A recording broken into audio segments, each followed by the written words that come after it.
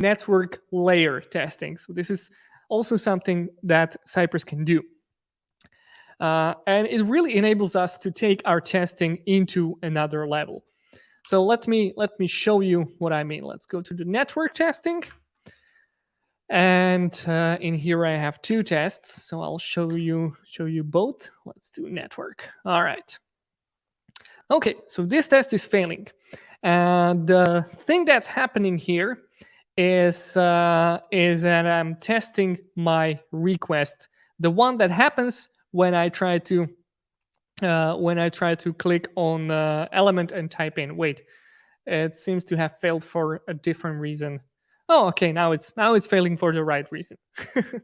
Okay, so Cypress is watching for these HTTP requests that our application does, right? So modern web applications usually use REST API or GraphQL to communicate with the backend, to communicate with the database.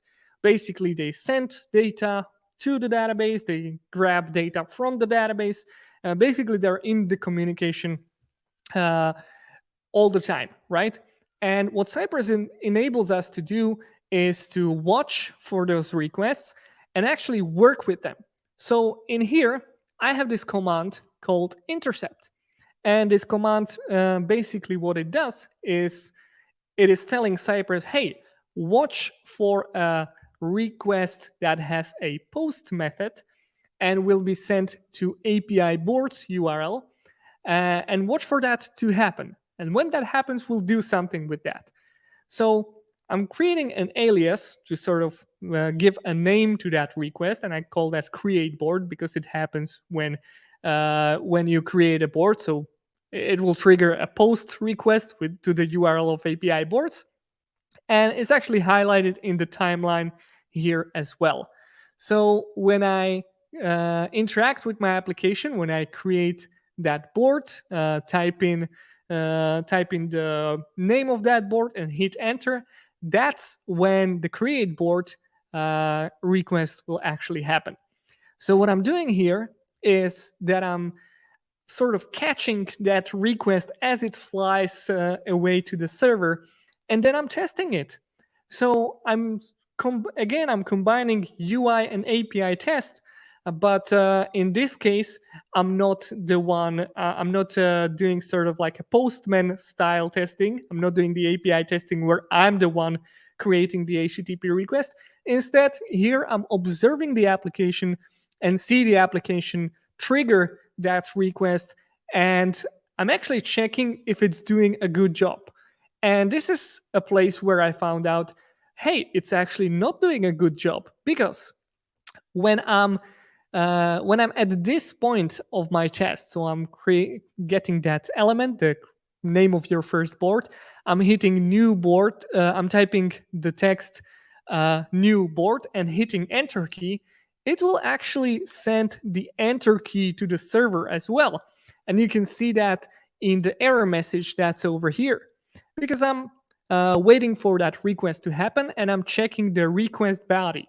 So I'm basically checking what my application is sending towards the server. And it's actually not sending the new board text, but it's sending new board /n. So it's just sending the enter key as well. And this is no good because I'm polluting my database with some empty symbols, which can create a whole lot of mess. And that's no good. So what I can do in Cypress is to check my API call and check whether it is sending the proper data.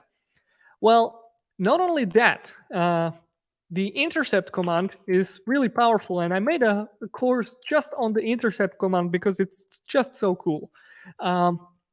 It not only allows you to check the API calls and test them, but it can sort of allow you to change the response.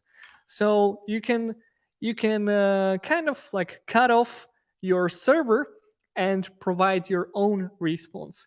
You can change the response body, you can change the response status, and you can even change the delay of how long it will take for the response to come back. And this is exactly what I'm doing here. So let me show you my test again. When it's loading data, I have added a delay, and this will show this is taking too long message, which normally would be a really hard thing to test because I need a slow network in order to be able to test it, let alone write an automated script for that. But in here, what I'm doing is I'm using this built-in reply function where I'm editing the delay. I know it may look a little complicated, but I promise it's not that complicated. But basically, what this piece of code is doing is adding that 10-second delay. When that happens and I run my test, you'll see that it's loading data for 10 seconds. And now it's showing the message, and I can click on that, make sure that it actually will do the reload. Um, I can write mock data. I can do dynamic changes to the data. Basically, Intercept is so powerful that it can take you to almost any part of your application and make sure it is well tested.